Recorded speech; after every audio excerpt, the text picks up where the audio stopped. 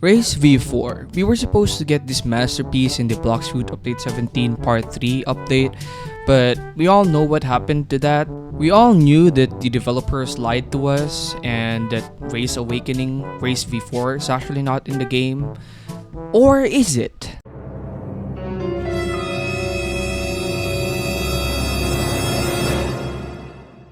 In Blox Fruits, one of the biggest parts of the game is PvP instead of PvE. A lot of people in the game just play it because they want to level up to a high level and want to PvP. And one such weapon or forms or things in Blox Fruit that could boost their power to an insanely high amount is races. And in Blox Fruits, there are a lot of different races that you could choose from. You could choose to be a bird, you could choose to be a shark, you could choose to be a normal, boring human, you could choose to be cyborg, you could choose to be a furry even. And these different races in Blox Fruits offer you many different boosts. For example, a human would give you more damage the lower your HP is, and a furry would give you faster run speed because of so many people hating you and trying to catch on you. And being a bird allows you to jump farther or jump higher and jump more, and being a cyborg just makes you a cyborg annoying as hell. So now that we got that out of the way, let's talk about the main topic of today's video. When are we going to get Race Awakening or Race V4? One of the theories I used to stand by was that Race Awakening doesn't exist in the game, and it's still something that the devs are currently working on very hard to get into the game. But as time passes, I realized that this theory is kind of very stupid. Now, about when we will get Race V4, I have a feeling that it will take a few more months before we finally crack the Race V4 code, because a lot of people actually gave up on Race V4 now, me included. I gave up on Race V4 a couple weeks ago already, especially when Axior's theory of the full moon failed. I gave up on Race V4 then, and I know that a lot of people already gave up on Race V4, so I think that it'll be a couple months from now, maybe 1 or 2 months from now, when they finally release a clue where we can actually work on. And when I talk about the clue that we could actually work on, it's because the Sealed King's clue right here saying powers involving time always work best under a full moon.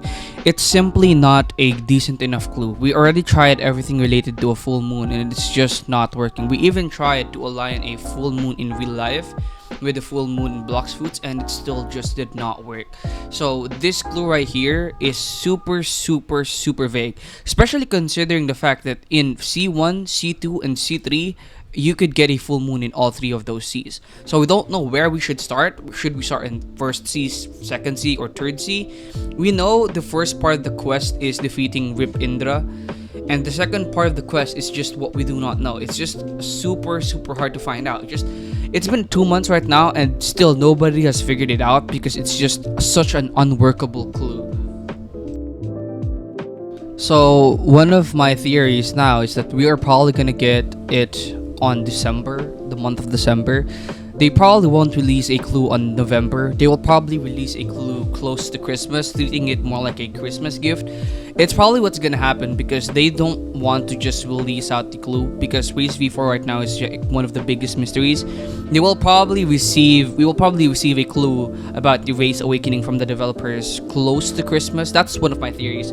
They'll probably treat it more like a Christmas gift, and to be honest, just to stop my suffering from this thing, I would actually want that as a Christmas gift, because Blox Fruits right now is just super dry and I want Race Awakening so bad, and they'll probably release it as a Christmas gift. And when they release that clue and Race Awakening finally gets figured out, the players of this game will go from 200,000 to 500,000 again. Trust me, the players will just go boom again, and that's probably what they're expecting, and that's probably what they're trying to do.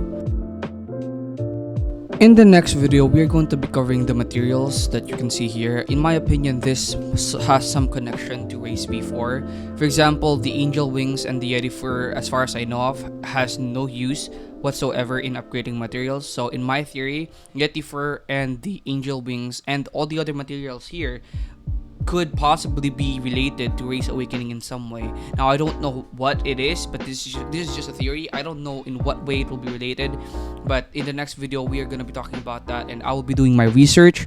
And yeah, see you guys in the next video, and if you guys enjoyed this video, don't forget to like and subscribe, and yeah, peace out, guys.